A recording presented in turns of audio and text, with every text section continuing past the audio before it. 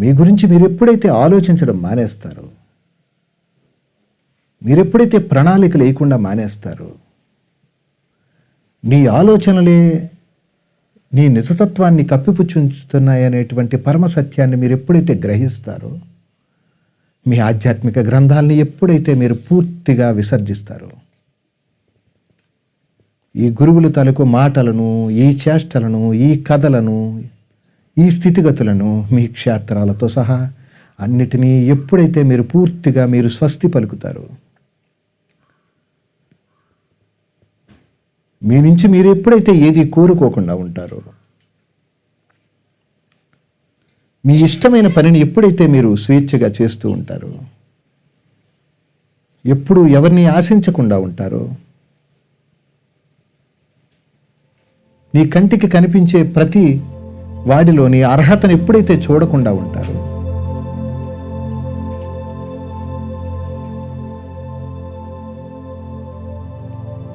అప్పుడు మీ సహజ వైభవము తనను తాను యథేచ్ఛగా ప్రకటించుకుంటున్నట్టు.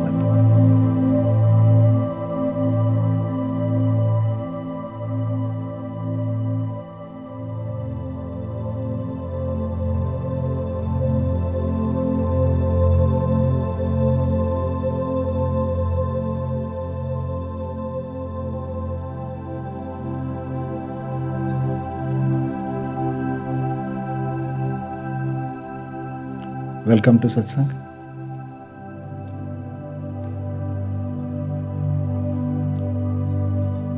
మన అందరి హృదయాల్లో ఒక వినమ్రమైన మహాసత్యం,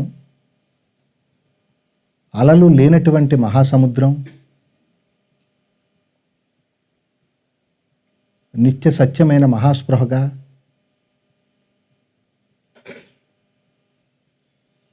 నిరంతరం ప్రకటించబడుతూనే ఉన్నది.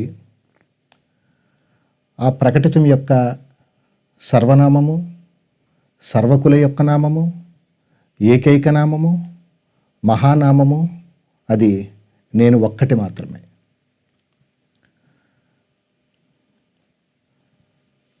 నా లోపల ఏదైతే ఉందో మీ లోపల అదే ఉంది. అంటే నేను ఏదైతే అయ్యున్నానో మీరు అదే అయ్యున్నారు. మీరు ఏదైతే అయ్యున్నారో నేను కూడా అదే అయ్యుంది. నేను ఏదైతే అయ్యున్నానో సకలము సర్వము అదే అయ్యుంది. సకలము సర్వము ఏదైతే అయి ఉన్నదో అదే సదా నేనై ఉన్నది.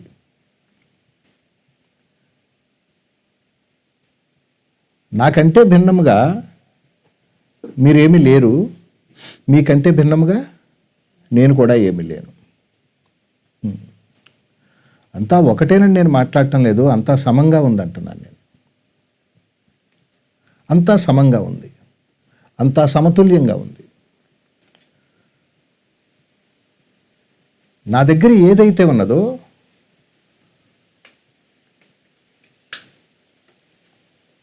దానికంటే తక్కువగా మీ దగ్గర ఏదో ఉంది అనేటువంటి భావనే మీ దుఃఖానికి కారణభూతమవుతుంది.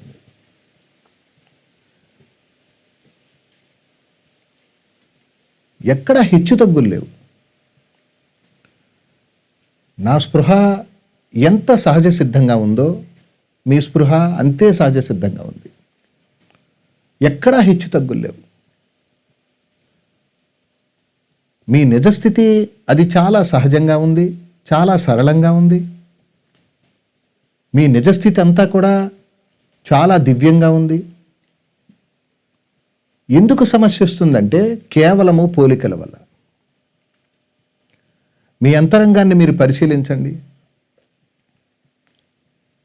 మీ అంతరంగాన్ని నేరుగా ప్రకటించండి.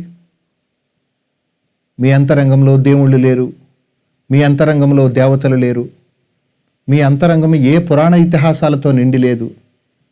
మీ అంతరంగము మీకెంత స్పష్టంగా ఉందంటే అక్కడ జీవ వ్యవస్థ లేదు, అక్కడ దైవ వ్యవస్థ లేదు, అక్కడ ఎటువంటి వ్యవస్థ లేదు, ఎటువంటి అవస్థ లేదు.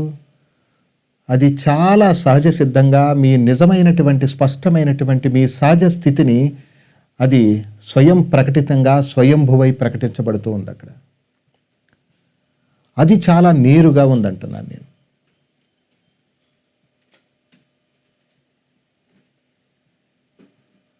అది ఎక్కడా పోలికలు లేకుండా ఉందంటున్నాను.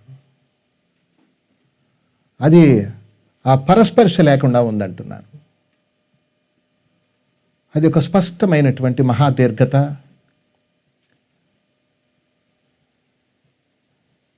అది అన్బ్రోకెన్ హ్యాపీనెస్ అంటున్నాను.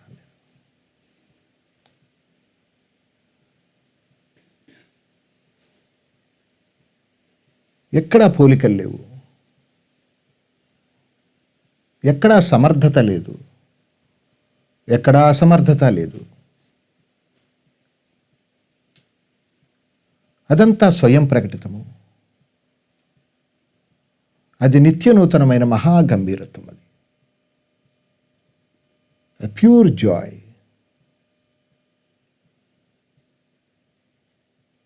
అక్కడెక్కడ జీవ వ్యవస్థ లేదు, అక్కడెక్కడ దైవ వ్యవస్థ లేదు. అక్కడ ఈ ప్రకృతికి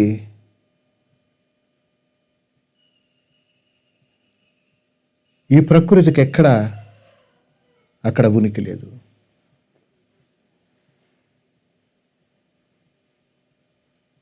అక్కడ కేవలము నేను మాత్రమే.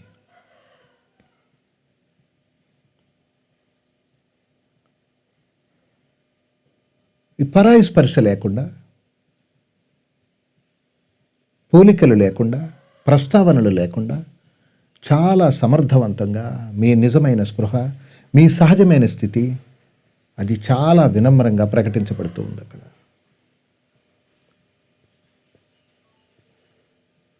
దాన్ని నేను నిరంతర మహాస్పృహ అంటున్నాను. నేను మీకు అసలు దుఃఖం రావడానికి అవకాశమే లేదు, అసలు దుఃఖం కలగడానికి అవకాశమే లేదు. అసలు కేవలము పరాయి స్పందన వల్ల మాత్రమే, అంటే నాకంటే భిన్నంగా ఇంకక్కడ ఏదో ఉంది, నాకంటే అధికంగా ఇంకక్కడ ఏదో ఉంది అనేటువంటి కేవలము భావన మాత్రం వల్ల మాత్రమే దుఃఖం సంభవిస్తుంది. కానీ వాస్తవానికి మీకు అసలు దుఃఖ స్పర్శ లేదు, మీరు అసలు దుఃఖం అనుభవించడానికి అసలు అవకాశమే లేదంటున్నాను నేను. ఎక్కడా అవకాశం లేదు. అసలు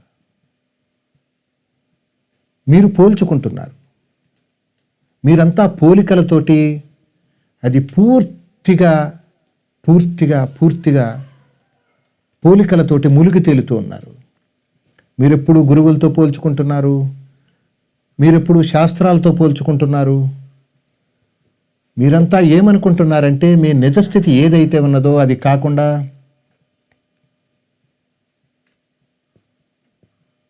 మీరు ఇంకొకటిగా పరిణామం చెందుదాం అనుకుంటున్నారు. మీకంటే భిన్నముగా ఆత్మ ఉందని, మీకంటే భిన్నముగా చైతన్యం ఉందని, మీకంటే భిన్నముగా చాలా చరములు లేదా అచరములు ఉన్నాయని, ఇతరుల తాలూకు అనుభవాలు లేదా ఇతరుల తాలూకు అభిప్రాయాలు లేదా పండితుల తాలూకు మూర్ఖత్వపు వాదనలు ఏవైతే ఉన్నాయో ఆ మూర్ఖత్వపు వాదనల యొక్క పోరాట ప్రతిమ ఏదైతే ఉన్నదో దాన్ని పూర్తిగా సమ్మతించి మీరంతా మీ పరిపూర్ణమైన సహజ సిద్ధమైనటువంటి మీ నిజస్థితిని కోల్పోతున్నారు. కోల్పోయి మళ్ళీ మీ నిజస్థితిని మీరు సమపార్జన చేద్దాం అనుకుంటున్నారు. నేను దేని గురించి మాట్లాడుతున్నానంటే పూర్తిగా మీ నిజమైనటువంటి మహాస్పృహ గురించి మాట్లాడుతున్నాను. ఈ పుస్తకాల గురించి మాట్లాడటం లేదు, గురువుల గురించి మాట్లాడటం లేదు, దేవతల గురించి, దేవుళ్ళ గురించి, మీ సంసారిక వ్యవస్థ గురించి కూడా నేనేమీ మాట్లాడటం లేదు. నేను దేని గురించి మాట్లాడుతున్నానంటే ప్రతి లిప్తలోనూ విచ్ఛిన్నమవుతున్నటువంటి మీ సహజమైనటువంటి స్పృహ గురించి మాట్లాడుతున్నాను. కేవలము పోలికలు, కేవలము మీకంటే భిన్నముగా ఏదో ఉంది, అది మనకంటే చాలా అధికంగా ఉంది, దాన్ని ఎలాగైనా సమపార్జన చేసుకోవాలనేటువంటి ఒక మితిమీరినటువంటి అత్యాశను మీరు భక్తి అని పేరు పెట్టుకుంటున్నారు, దానికి మీరు వైరాగ్యం అని పేరు పెట్టుకుంటున్నారు, దానికి మీరు ఆధ్యాత్మికమని పేరు పెట్టుకుంటున్నారు. అది పూర్తిగా మీ నిజస్థితిని పూర్తిగా ధ్వంసం చేసుకుంటున్నారంట. మీ నిజస్థితి అది మీ మాటలను అనుసరించి లేదు, మీ నిజస్థితి అది పూర్తిగా మీ మనస్సును అనుసరించలేదు, అంటే మీ బుద్ధిని అనుసరించలేదు, అది మీ చూపులను అనుసరించలేదు. దీని అన్నిటికీ అధిష్టానంగా అది చాలా సహజంగా, చాలా వినమ్రంగా, చాలా సహజ సిద్ధంగా అది నేరుగా ప్రకటితమవుతుంది మీ నిజస్థితి.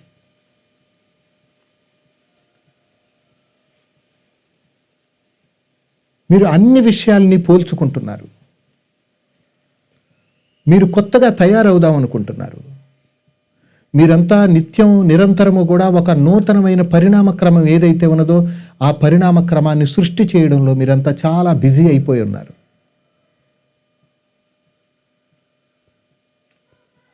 మీ అధునాతనమైనటువంటి పోకడలు, ఈ జీవ దైవ వ్యవస్థకు సంబంధించినటువంటి లాభనష్ట వ్యాపారపూరితమైనటువంటి లావాదేవీలు అది పూర్తిగా మీ నిజస్థితిని ధ్వంసం చేస్తున్నాయంటున్నాను నేను. మీరంతా చాలా సహజంగా ఉన్నారు. మీరు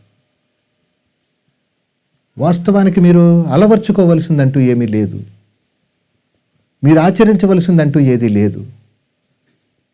మీ ఆచరణలు ఎందుకంత ఉధృతంగా ఉన్నాయంటే మీరు ఇంకొకరిగా పరిణామం చెందదాం అనుకుంటున్నారు. మీరంతా ఆత్మగా పరిణామం చెందుదాం అనుకుంటున్నారు. కానీ మిమ్మల్ని మీరు విభాగపరుచుకుంటున్నారు. మీరు దేన్నైతే పొందుదామని మీరు అనుకుంటున్నారో మీరంతా అదే అయి ఉన్నారు పూర్తిగా. ఇది మీరెవ్వరూ అర్థం చేసుకోవటం లేదు. దీన్ని మీరంతా ఒక తప్పుడు అభిప్రాయంలో ఉన్నారు. మీరు ఒక ఆధ్యాత్మికంగా ఒక తప్పుడు మార్గాన్ని అవలంబిస్తున్నారు. దానివల్ల మీరంతా దుఃఖానికి వశమవుతున్నారు పూర్తిగా. మీరంతా ఆలోచిస్తున్నారు, నిరంతరం ఆలోచిస్తున్నారు. దేవుళ్ళ గురించి ఆలోచిస్తున్నారు, దేవతల గురించి ఆలోచిస్తున్నారు, పుస్తకాల గురించి ఆలోచిస్తున్నారు, గురువుల గురించి, ప్రభువుల గురించి మీరంతా బాగా ఆలోచిస్తున్నారు. మీరంతా కృష్ణుడిలా ఉందాం అనుకుంటున్నారు. మీరంతా రాముడిగా ఉందాం అనుకుంటున్నారు. మీరంతా జీసస్లా ఉందాం అనుకుంటున్నారు. మీరంతా మహమ్మద్లా ఉందాం అనుకుంటున్నారు. మీరుగా ఉండటాన్ని మీరు పూర్తిగా మర్చిపోయారంటున్నాను. మీ నిజమైనటువంటి సంస్కృతి ఏమైనా ఉంది అంటే అది పూర్తిగా మీరుగా ఉండటమే. మీరు అంతర్ముఖం అవడం కాదు, మీరు బహిర్ముఖం అవడం కాదు, మీరు పాపపుణ్య వ్యాపారం చేయడం కాదు, మీరు గురువులతో ఆధ్యాత్మిక అలసత్వాన్ని ప్రదర్శించడం కాదు. అదేమంటే మీరు పూర్తిగా మీగా ఉండటం, మీరు మీ సహజమైన స్వేచ్ఛను గుర్తించడం. మీరు బాగా ఈ సాధనలకి, ఈ తపస్సులకి మీరు బాగా వ్యసనపరులైపోయి ఉన్నారు. మీ సహజ జీవన వైభవాన్ని మీరు అంతా పూర్తిగా మరిచిపోయి ఉన్నారు.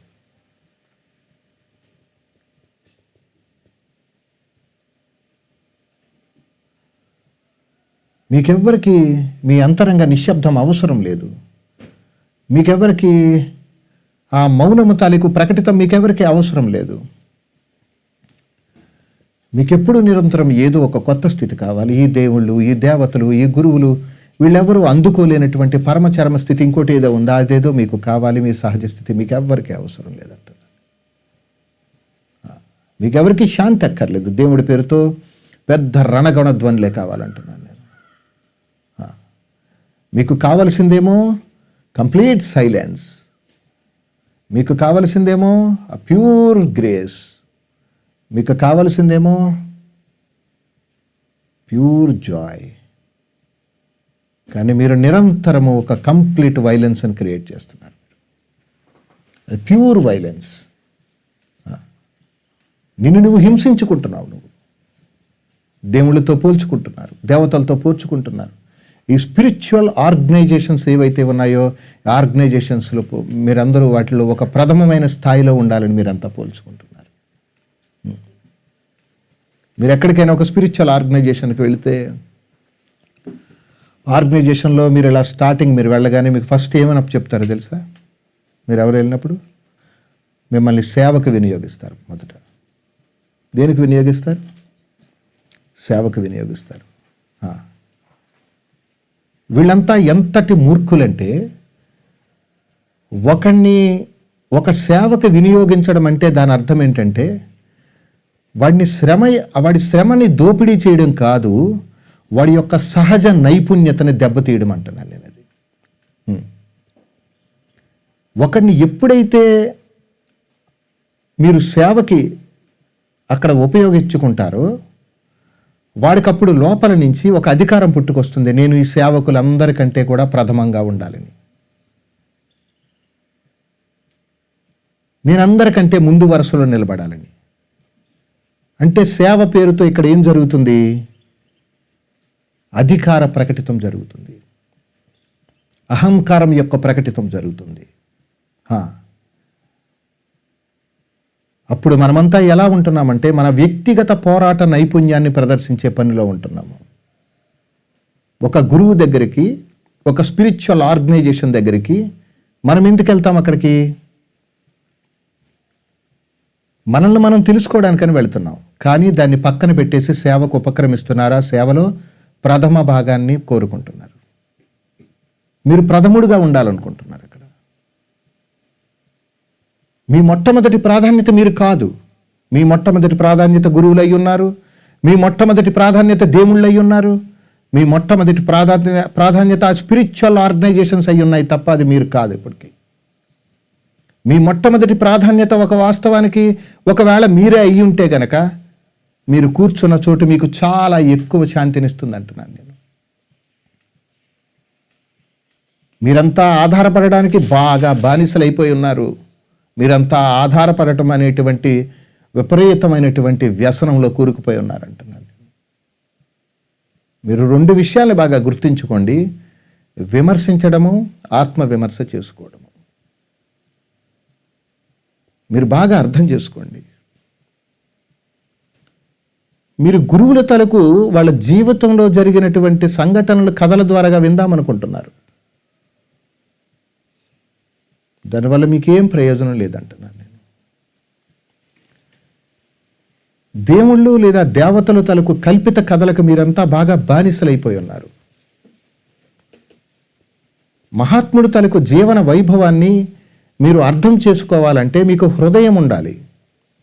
కానీ మీరంతా బుర్రలను ఉపయోగిస్తున్నారంటున్నాను. మీరు పుస్తకాలన్నీ బుర్రతో అర్థం చేసుకుంటున్నారు తప్ప మీరు పుస్తకాన్ని హృదయపూర్వకంగా స్వీకరించటం లేదు. ఇక్కడ హృదయం చాలా ప్రమాణం. ఇక్కడ ఒక స్త్రీని ఒక పురుషుడు వాడి ఇష్టంతోనే అర్థం చేసుకుంటున్నాడు తప్ప ప్రేమతో అర్థం చేసుకోవటం లేదంటున్నాడు. ఒక పుస్తకాన్ని ఏదో పొందాలనేటువంటి తీవ్రతతోటే అర్థం చేసుకుంటున్నారు తప్ప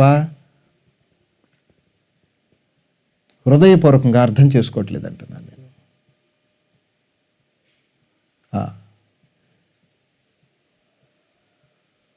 మీరు నేరుగా హృదయంతో ఆస్వాదించటం లేదంటున్నాను నేను. మీరు నేరుగా ఆస్వాదించట్లేదు కాబట్టే ఈ ఆధ్యాత్మికత పేరుతో మీరంతా అతి తీవ్రమైనటువంటి దోపిడీకి గురవుతున్నారంటున్నాను నేను. మీరంతా పూర్తి తప్పుడు మార్గంలో ప్రయాణిస్తున్నారని చెప్తున్నాను నేను.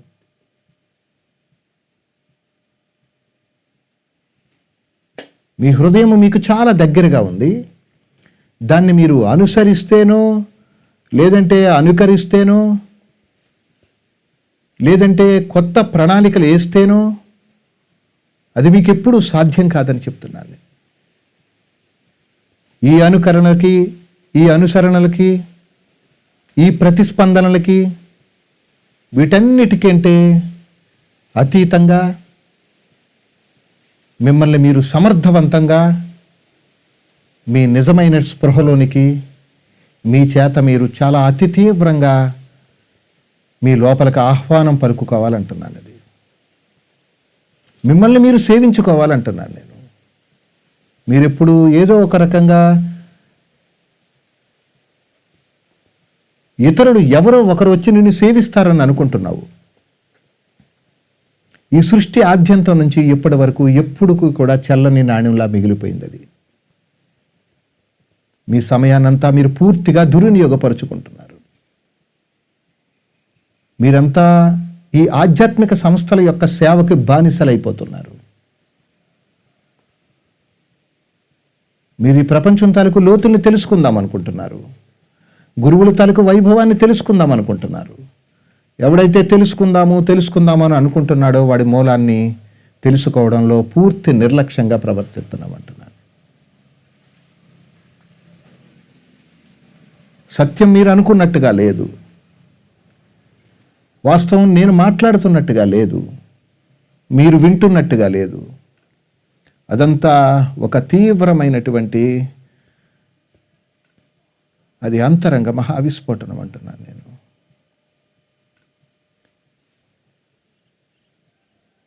అది మెల్లమెల్లగా నీ దేహ వ్యవస్థను, మీ మానసిక వ్యవస్థను అది నిరంతరంగా కొద్ది కొద్దిగా చెరిపేస్తుంది అంటున్నాను నేను. మీ లోపలికి మీరు నిష్క్రమిస్తే మీకు ఆధ్యాత్మిక దాహం తీరదు, అసలు ఆధ్యాత్మికత నుంచి బయటకు వచ్చేస్తారంటున్నాను నేను. మీరు ధ్యానించడం మానేసి జీవించడం మొదలు పెట్టమంటున్నాను నేను. మీ జీవనం మీకు చాలా సమృద్ధిగా, మిమ్మల్ని యథేచ్ఛగా ప్రకటితపరుస్తుంది మీ జీవం.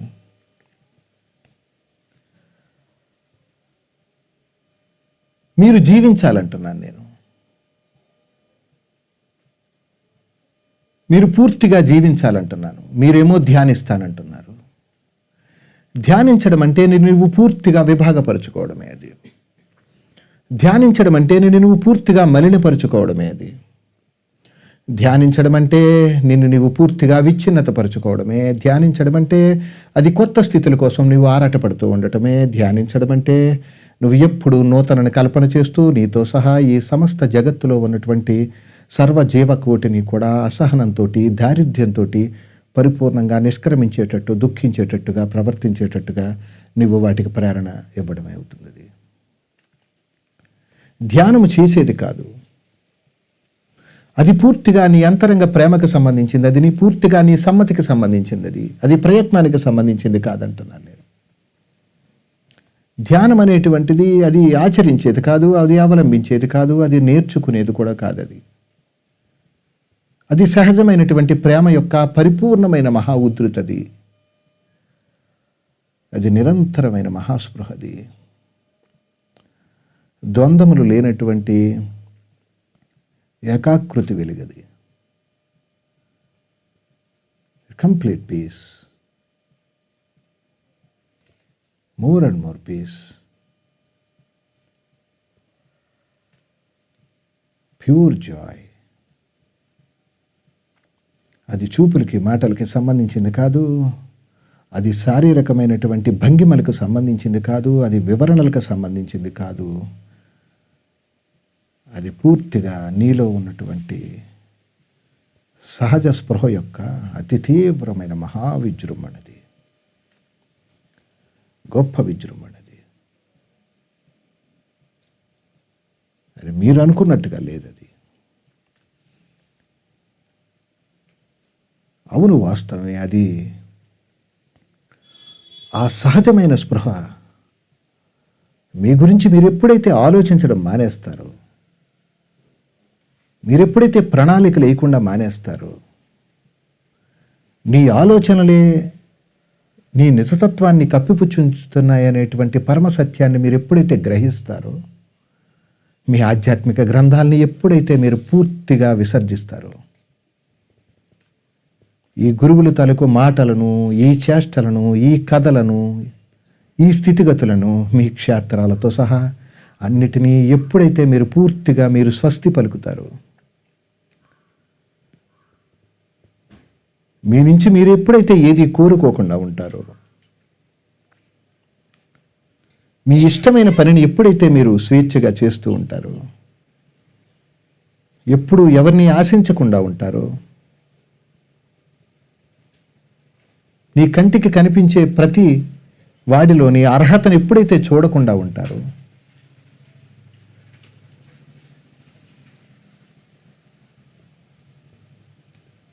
అప్పుడు మీ సహజ వైభవము తనను తాను యథేచ్ఛగా ప్రకటించుకుంటుందంటున్నాను నేను.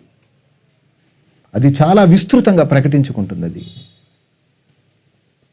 నేను మళ్ళా చెప్తున్నాను, మీరు తెలుసుకుంటానంటున్నారు, అది తెలియబడుతుంది అంటున్నాను. అది తనను తాను పూర్తిగా ఆవిష్కరించుకుంటుంది. అది మీ మనస్సుతోటి దాన్ని మీరు ఎప్పటికీ అర్థం చేసుకోలేరు. మీ నిజస్థితిని మీరు ఎప్పుడూ అర్థం చేసుకోలేరు. మీ మాటలతోటి, మీ చేష్టలతోటి, మీరు మీ నిజస్థితిని ఎప్పుడూ అర్థం చేసుకోలేరు. మీరు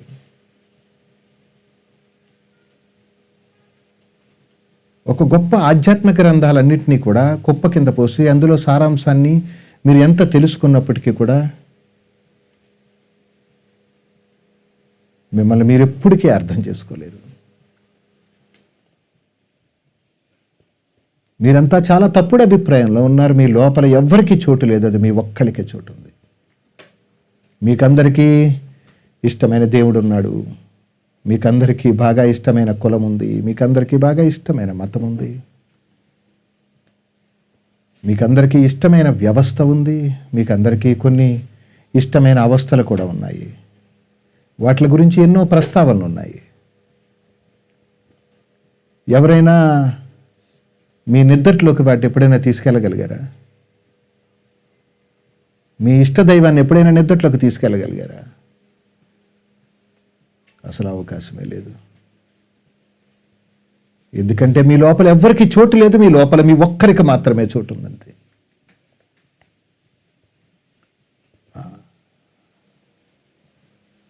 అది మిమ్మల్ని మీరు తెలుసుకోవడానికి మీరు ఇక్కడికి ఎలా రావాలంటే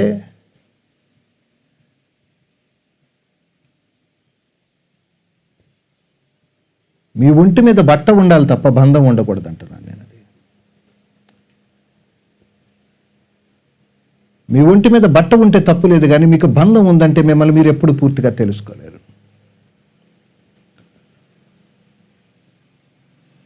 మీకు మీ పట్ల నేనేదో తెలుసుకోవాలన్న ఆశ కూడా మిమ్మల్ని మీ నుంచి దూరం చేస్తుంది అంటున్నాను నేను.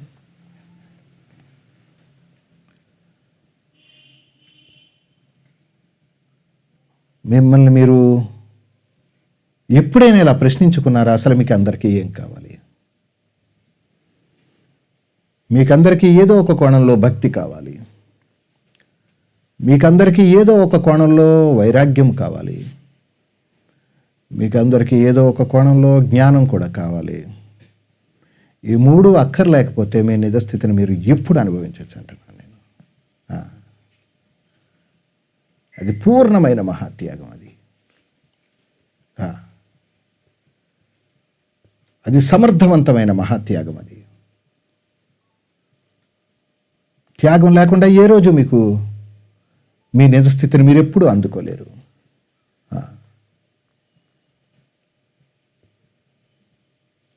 మీరెంత తప్పుడు అభిప్రాయంలో ఉన్నారంటే జ్ఞానం అంటే అది ఒక వస్తువు అనుకుంటున్నారు, జ్ఞానం అంటే ఒక స్థితి అనుకుంటున్నారు. జ్ఞానం అంటే అర్థం ఏంటంటే తెలుసుకోవడము అని. జ్ఞానం అంటే అర్థం ఏంటి? తెలుసుకోవడం అని. ఎవరిని తెలుసుకోవడం అంటే మీ లోపల నుంచి ఎవడైతే అంతటిని తెలుసుకుంటూ ఉన్నాడో ఆ తెలుసుకునేవాడిని మీరు ఒక్కసారి తెలుసుకుంటే వాడు తెలుసుకోవడానికి ఏమీ లేక వాడు ఆగిపోతాడు. ఆగిన స్థితి యొక్క పరిపూర్ణత్వము జ్ఞానము. అంటే జ్ఞానం అంటే ఆగిపోవడం అని. అది మీరెంత తప్పుడు అభిప్రాయంలో ఉన్నారంటే మీరు జ్ఞానం అంటే తెలుసుకుంటామంటున్నారు, మీరు జ్ఞానం అంటే అనుభవిస్తానంటున్నారు, మీరు జ్ఞానం అంటే ప్రకటించడం అనుకుంటున్నారు, అనుభవించడం అనుకుంటున్నారు, ప్రకటించడం అనుకుంటున్నారు. వాస్తవం జ్ఞానం అంటే అర్థం ఏంటంటే మీరు ఆగిపోవడం. అది జ్ఞానం అంటే అది వ్యక్తి యొక్క పరిపూర్ణమైన విచ్ఛిన్నత అంటాను నేను దాన్ని. పూర్తి విధ్వంసం. అది పూర్తి విధ్వంసం. అది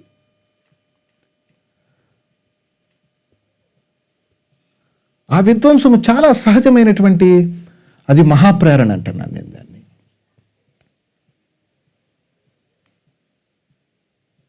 ప్యూర్ ఎనర్జీ. అది ఆధారం లేనటువంటి మహాశక్తి సౌధం అంటున్నాను నేను దాన్ని.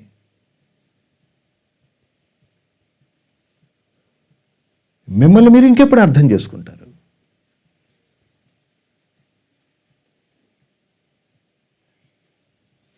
మీకు వాస్తవం బోధపడటం లేదు, మీకెవరికి వాస్తవం అవసరం లేదు, మీకెవరికి కూడా ఈ సహజమైనటువంటి ఈ అతి దీర్ఘమైన మత్తు మీకెవరికి అవసరం లేదు. మీకంతా వస్తువుల తలకు మత్తే కావాలి బాగా. ఏదో ఒక వస్తువు నుంచి మీకు అంతా మత్తు కావాలి, ఏదైనా ఒక ఆహారం నుంచి మీకు మత్తు కావాలి, మీకు ఇంకా బాగా ఈ దేహాల నుంచి మీకు అంతా మత్తు కావాలి. బాగా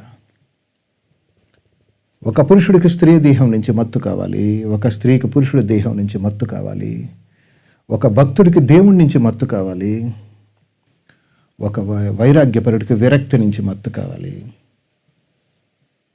ఒక పండితుడికి శాస్త్రాల నుంచి మత్తు కావాలి. కానీ ఆ మత్తు ఏ వస్తువుకి సంబంధం లేకుండా, ఎలాంటి బంధం లేకుండా, స్వీకరణతోటి సంబంధం లేకుండా ఆ మత్తు చాలా సహజ సిద్ధంగా, అది చాలా వినూత్నంగా, అది హృదయపు లోతుల నుంచి చాలా సహజ సిద్ధంగా ప్రకటించబడుతూ ఉందంటున్నాను. వాస్తవానికి ఆ మత్తులోనే ఈ సకల శరాశరములన్నీ కూడా చాలా సమృద్ధిగా తేలియాడుతాయంటున్నాను. అది ప్యూర్ జాయ్. మీ మనస్సు ఎప్పుడైతే ఆగిపోతుందో మీకు మత్తు ప్రకటించబడుతుంది అంటున్నాను. అతి తీవ్రమైన మహామత్తు అని చెప్తున్నాను నేను. అది దేహ సంబంధమైంది కాదు, అది ప్రకృతి సంబంధమైంది కాదు, అది నీ సహజమైనటువంటి మహామత్తు. మీ దేవుడు నిష్క్రమించవలసింది మీ మత్తులోనే, మీ గురువులంతా నిష్క్రమించవలసింది మీ మత్తులోనే, మీ పాండిత్యమంతా నిష్క్రమించవలసింది ఆ మత్తులోనే. మీరు ఊరకుంటే ఆ మత్తు సహజంగా తనను తాను ప్రకటించుకుంటుంది అంటున్నాను నేను. అది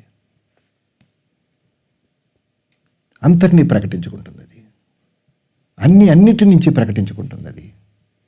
అది నీ ఒక్కనికే పరిమితం కాదు అన్న విషయం నీకు అక్కడ చాలా స్పష్టంగా నిరూపణ అవుతుంది. మీరు ధ్యానిస్తానంటున్నారు, మీరు జీవించడాన్ని మర్చిపోతున్నారు. మీరు పోల్చుకుంటున్నారు, పరమసుఖాన్ని మర్చిపోతున్నారు. మీరు విజృంభిస్తున్నారు, నిష్క్రమణను పూర్తిగా మర్చిపోతున్నారు అంటున్నాను.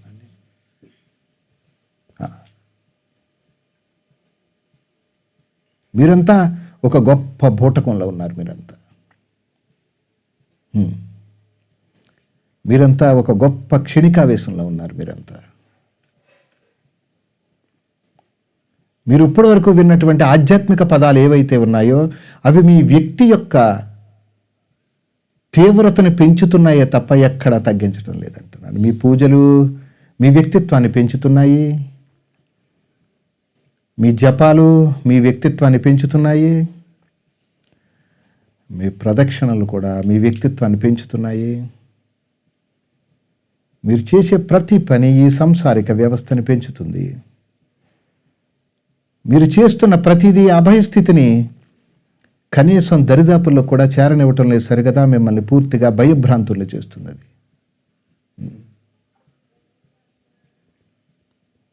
ఈ సృష్టిలో మనిషి ఒక్కడికే తనకి ఏది కావాలో తనకు తెలియదు. ఈ సృష్టిలో ఉన్న ప్రతి జీవరాశికి ఆ ఒక్క విషయం మాత్రం చాలా స్పష్టంగా తెలుసు. ఈ సృష్టిలో ఎన్నో లక్షల జీవరాశులు ఉన్నాయి. ఏ జీవరాశికి కూడా అది నిద్రని ట్యాబ్లెట్ వేసి కొనుక్కోవట్లేదు. ఏ జీవరాశి కూడా ఇండైజెషన్ ప్రాబ్లం తోటి బాధపడటం లేదు. ఏ జీవరాశి కూడా నిరంతరము సంభోగ సుఖం కోసం ఉవ్వెళ్ళోరటం లేదు. ఒక్క మనిషి ఒక్కడి దగ్గరే ఉంది. ఎందుకంటే మనిషి పరాయ పంచన బతుకుతున్నాడు, దేవుడి పంచన బతుకుతున్నాడు, గురువుల పంచన బతుకుతున్నాడు, మూర్ఖత్వపు ఆధ్యాత్మిక వాదంలో బతుకుతున్నాడు తప్ప మనిషి తన సహజమైనటువంటి జీవన వైభవంలో పరిపూర్ణంగా విశ్రాంతిని తీసుకోవటం లేదంటున్నాను. నేను శుద్ధమైనటువంటి మహావిశ్రాంతి గురించి మాట్లాడుతున్నాను. ఒక పరమచరమ సుఖమైనటువంటి మహావిశ్రాంతి గురించి మాట్లాడుతున్నాను. ప్రేమమయమైనటి మహావిశ్రాంతి గురించి మాట్లాడుతున్నాను. పరిపూర్ణ నిష్క్రమణ గురించి మాట్లాడుతున్నాను. అది హృదయపూర్వకమైన మహానిష్క్రమణ అంటున్నాను నేను. మీరు దాన్ని అందిపుచ్చుకుందాం అనుకుంటున్నారు, మీరు అదే అంటున్నాను నేను. అది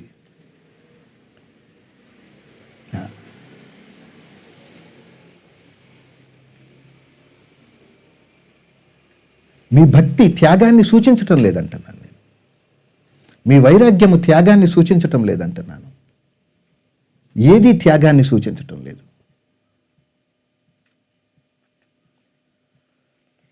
త్యాగము లేకుండా మిమ్మల్ని మీరు ఎప్పుడూ పూర్ణంగా అర్థం చేసుకోలేరు.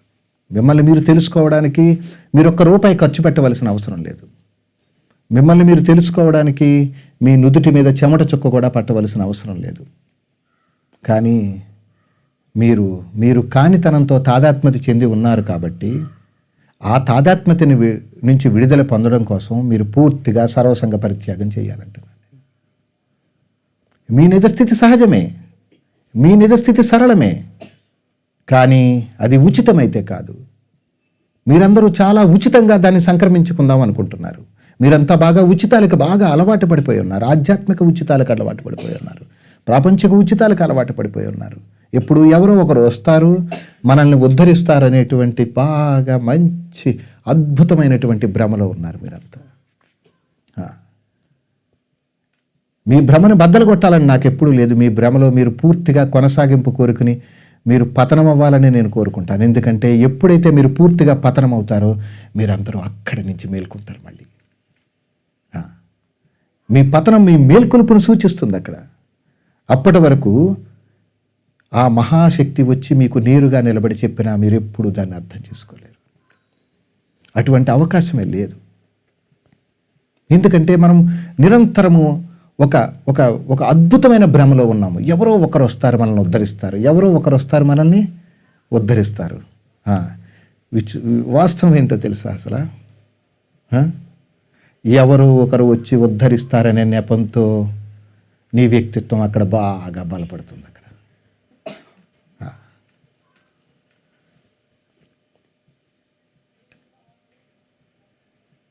మీ వ్యక్తిత్వాన్ని అంటే మీ స్వభావాన్ని లేదా మాయని అర్థం చేసుకోకుండా మీ హృదయంలో ఉన్నటువంటి అస్వచ్ఛమైనటువంటి మహాసుఖాన్ని మీరు ఎలా అనుభవించగలరంటున్నాను నేను. మీరు ఎలా అనుభవించగలరు?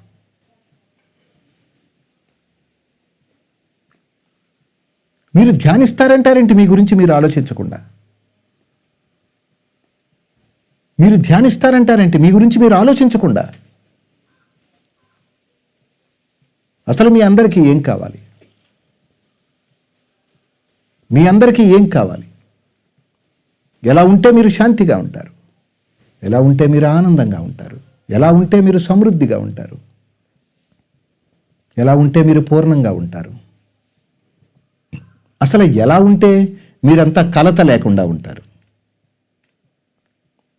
ఎలా ఉంటే మీరు స్వేచ్ఛగా ఉంటారు? అసలు మీరు ఎలా ఉంటే బాగుంటుందని అసలు మీరు అనుకుంటున్నారు? మీరంతా ఈ గురువుల చేతుల్లో కీలుబొమ్మలా? మీరేమన్నా ఈ ఆధ్యాత్మికతకి ఈ సాంప్రదాయానికి వారసులా?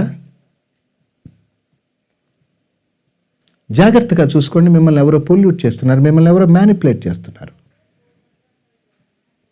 ఇది నాణానికి ఒకవైపే. మిమ్మల్ని మీరు పొల్యూట్ చేసుకుంటున్నారు, మిమ్మల్ని మీరు మ్యానిపులేట్ చేసుకుంటున్నారు. ఇది నాణానికి రెండో వైపు.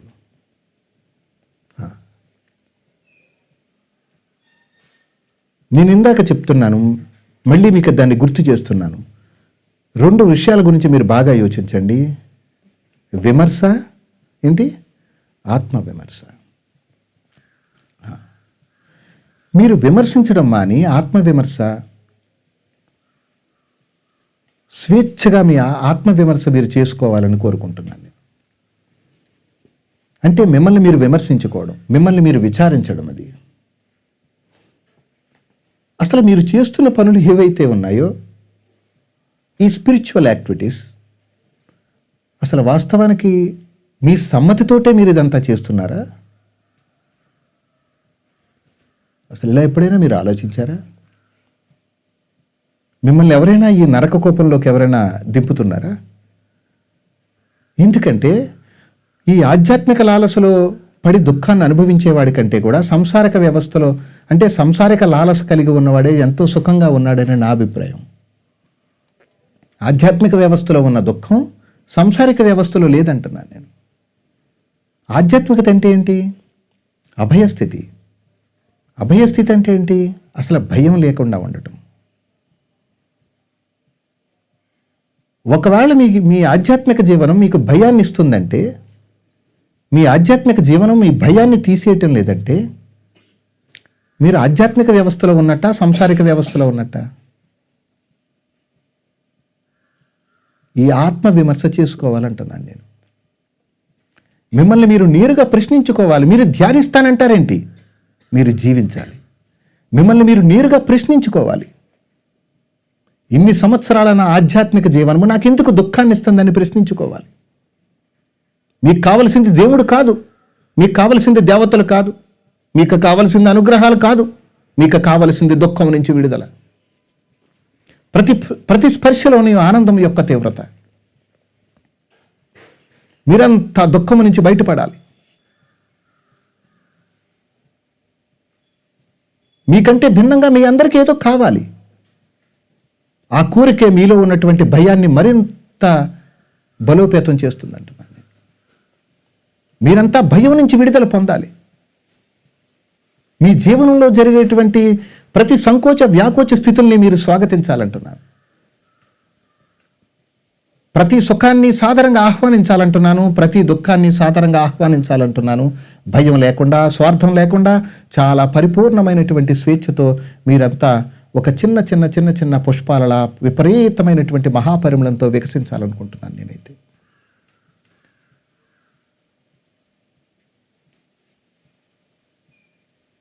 ఎవరికి భయపడకూడదు. అనుగ్రహాన్ని ఎలాగైనా పొందాలి, అనుగ్రహాన్ని ఎలాగైనా అందిపుచ్చుకోవాలి అనేటువంటి ఒక విపరీతమైన కోరిక మీ భయాన్ని మరింత రెట్టింపు చేస్తుందేమో ఒక్కసారి ప్రశ్నించుకోవాలంటున్నాను నేను.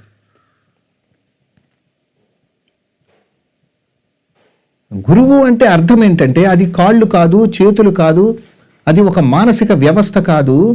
గురువు అన్నదానికి పూర్ణమైన అర్థం ఏంటంటే గుణములకు అతీతమైనటువంటిది, రూపాలకు అతీతమైనటువంటిది అని అర్థం. అది మీ నిజమైన స్పృహ. మీరు గురువుని అర్థం చేసుకోవాలనుకుంటున్నారు. అది వాస్తవానికి గురువుని అర్థం చేసుకోవడం అంటే మీరు ఆగిపోవడం. అది వ్యక్తి ఎప్పుడైతే ఆగిపోతాడో మీ లోపలున్న గురువు అది పరమ స్వేచ్ఛగా విజృంభిస్తాడు. అది తీవ్రమైన మహామత్తుతో విజృంభిస్తూ ఉంటాడు. అది ఆ మత్తులో ఈ లోకాలన్నీ పూర్తిగా చల్లగా చల్లబడిపోతాయి. మీరంతా మోక్షాన్ని కోరుకుంటున్నారు. మీ ముందు కాళ్ళకు బంధం వేసుకుంటూ మీరంతా ఆగిపోవటం లేదు, విజృంభిస్తున్నారు.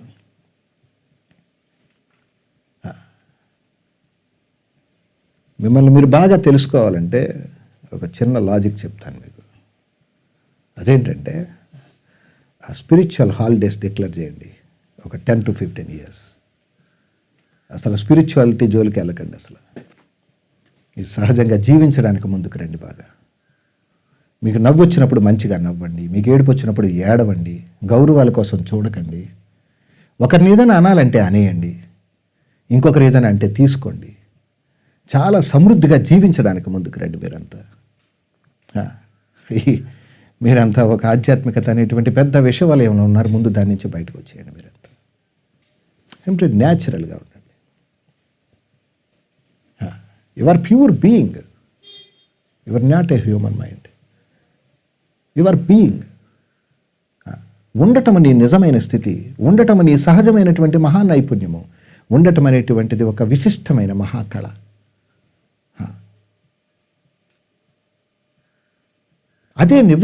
అదే నిజమైనటువంటి మహాదివ్యత్వం. అది దాన్ని మీరు అందిపుచ్చుకోవలసిన అవసరం లేదు. మీరుగా ఉంటే మీకు అది అవుతుంది. మీరుగా ఉండటం మీకు తెలిసిన కళ. మీరు దైవానుభవం పొందటం అనేటువంటిది మీరు అధ్యయనం చేసుకున్నటువంటి కళ, మీరు అభ్యాసం చేసే కళ, మీరు ఆదర్శంగా తీసుకున్న కళ. అందుకే మీరెవరు పూర్తి విశ్రాంతిని పొందటం లేదంటున్నాను నేను చాలా సందర్భాల్లో చెప్పాను. Stop spiritual entertainment, stop spiritual nuisance, stop spiritual pollution. నువ్వు ఒక్కసారి ఆగి చూడు. నీకు ఆగడం తెలుసు. నువ్వు ఎప్పుడైతే నువ్వు ఆగుదాం అనుకుంటున్నావో నీకు నువ్వు ఎక్కడ అడ్డుపడుతున్నావో అన్న విషయం తెలుస్తుంది మీకు.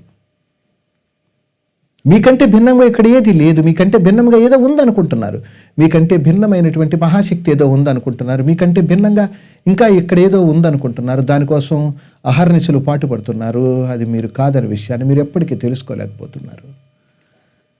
మీరు ఆధ్యాత్మికత అనేటువంటి ఒక పెద్ద బూటకంలో ఉన్నారు మీరంతా. సత్యం అలా లేదు.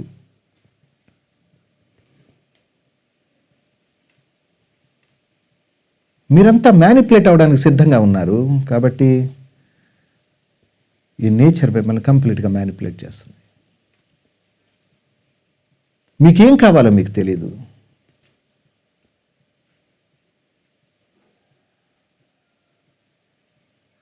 మీకు ఆధ్యాత్మిక దాహం తీరాలంటే మీరంతా ఆగాలి, కాస్త నెమ్మదించాలి, విషయాన్ని కాస్త సులువుగా అర్థం చేసుకోవాలి.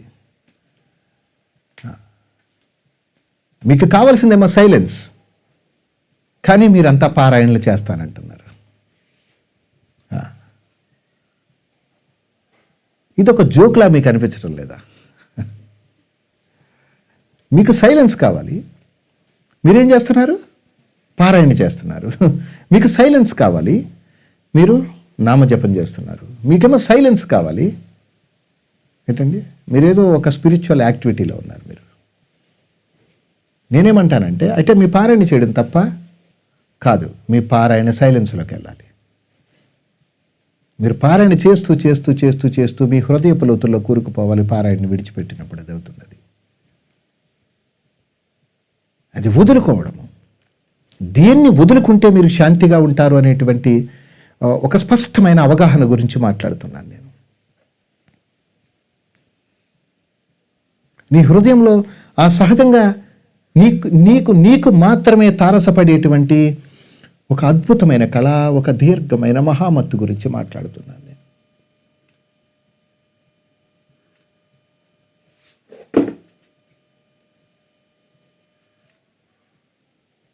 ఏ జీవ దైవ వ్యవస్థ అడ్డుపడని మహామత్తు గురించి మాట్లాడుతున్నాను. నిరంతరము తొణికిసలాడేటువంటి సహజమైనటువంటి ఆనందం గురించి మాట్లాడుతున్నాను. అది వస్తు విషయాల మీద ఆధారపడి లేదంటున్నాను నేను. అది సూక్ష్మంగా లేదు, అది దీర్ఘంగా లేదు, అది లోపల లేదు, అది బహిర్గతమై లేదు, అది అన్నిటిగా ఉందంటున్నాను నేను. అది అన్నిటిగానే ఉంది. దానికి ఎక్కడా కొలమానం లేదు. సత్యం ఎటువంటిదంటే అతి రహస్యమైన మహాబహిరంగం. అది అలా ఉంది. అది అతి రహస్యంగా ఉంది. ఎలా ఉంది? మహాబహిరంగంగా ఉంది. దాన్ని ఎవ్వరూ నిర్వచించలేం మనం. కాబట్టి నీ కోసం నువ్వు ఆగిపోవాలంటున్నాను నేను. పోల్చుకోవడం మానేయాలంటున్నాను. నీకు ఆ స్పష్టత ఉండాలి. నువ్వు ఏం చేస్తే బాగుంటావు అనేటువంటి స్పష్టత అది మీకే ఉండాలి. అది ఇతరు నుంచి మీరు సంక్రమించుకుందాం అనుకుంటున్నారు మీరు.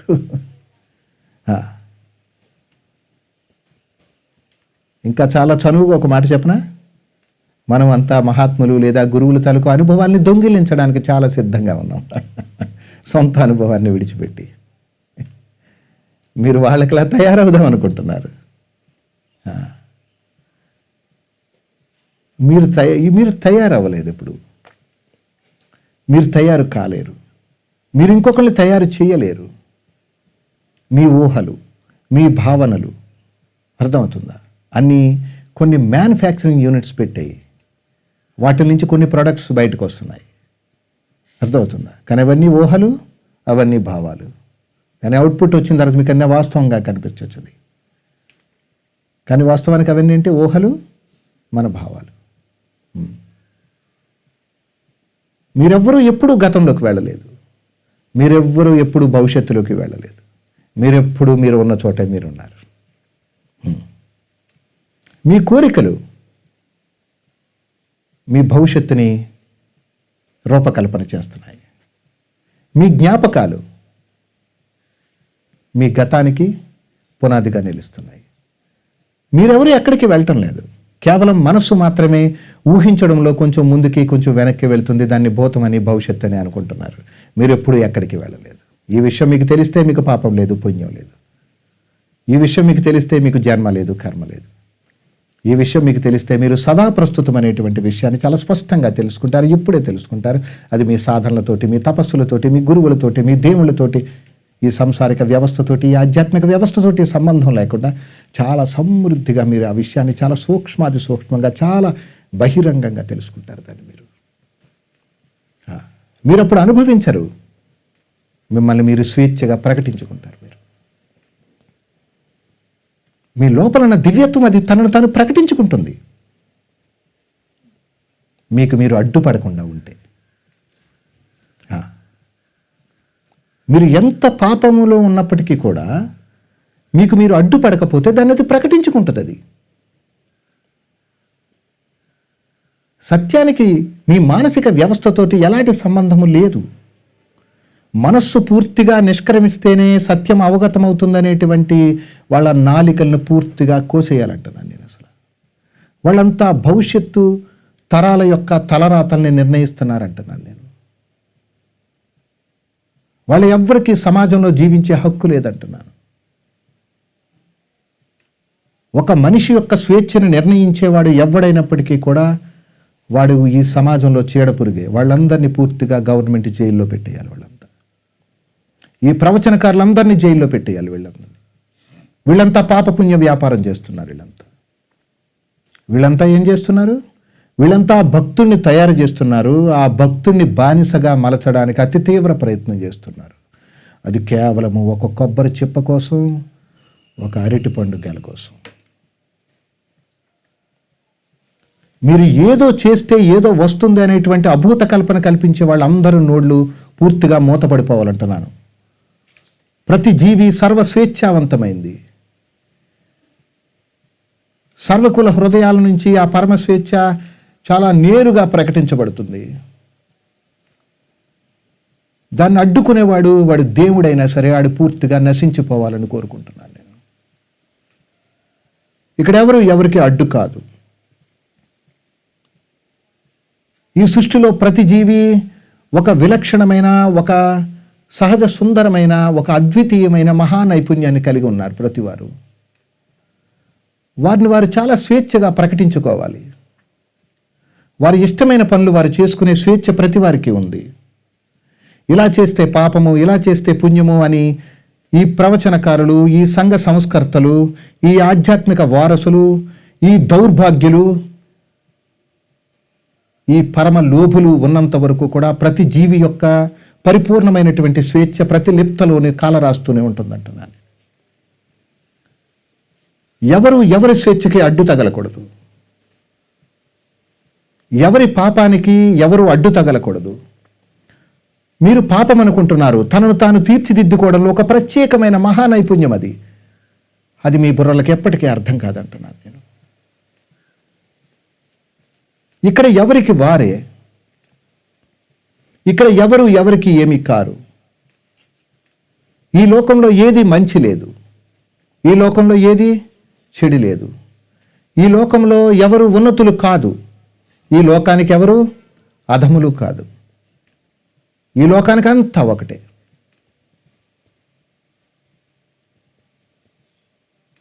నేను తరచూ చెప్పే మాట ఏంటంటే, ఈ ఆధ్యాత్మికత పేరుతో ఇక్కడ లాభ నష్ట వ్యాపారంతో పాటు కళేబరాలతో వ్యాపారం జరుగుతుందంటున్నాను నేను. అది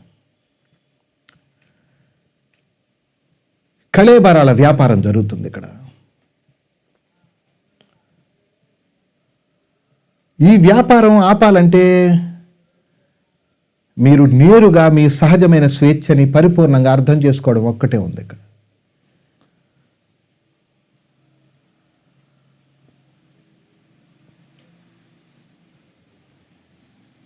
మీరు దీన్ని యుద్ధం ప్రకటించవలసిన అవసరం లేదు. ఎవరిని ఖండించవలసిన అవసరం లేదు. మీరు నేరుగా మీ నిజస్థితిని, మీ సహజ వైభవాన్ని మీరు అందిపుచ్చుకోవచ్చు ఇక్కడ. అది చాలా సహజంగా.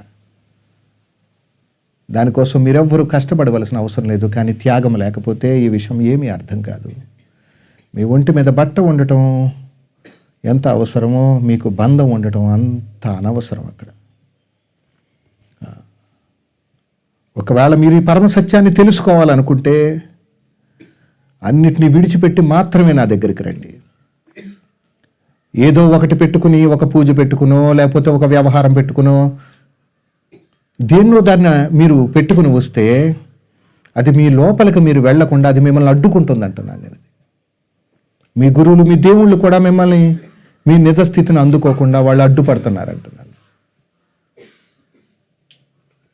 మీరు చాలా శాంతిగా ఆనందంగా మీ లోపలికి నిష్క్రమించేటప్పుడు మీ దేవుడు నామరూపాలమయమై వాడు ఆ నామం ద్వారాగా ప్రకటితమై మీకు అడ్డుపడిపోతున్నాడు.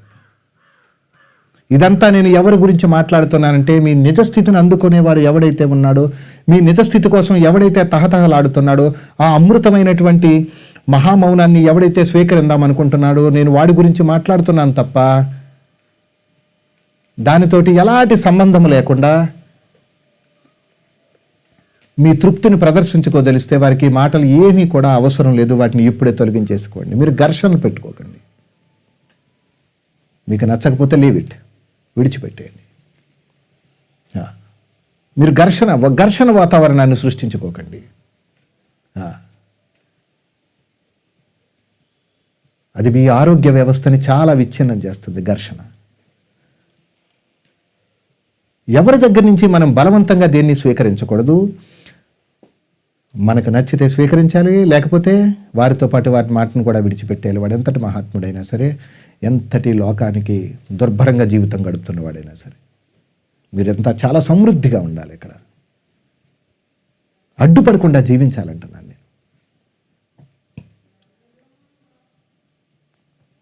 కాబట్టి మీకంటే భిన్నంగా నా దగ్గర ఏమీ లేదు. నాకంటే భిన్నంగా మీ దగ్గర ఏది లేదు. అసలు మీకేమనిపిస్తుందంటే మీకంటే భిన్నంగా నా దగ్గర ఏదో ఉందనుకుంటున్నారు మీరు. అదే మీ పతనానికి కారణమవుతుంది. అంత సమంగా ఉంది ఇక్కడ. ఎవరు ఎక్కువగా లేదు, ఏది తక్కువగా లేదు. అలాగని రెండు సమానంగా లేవు. దేని దారినది ఉంది.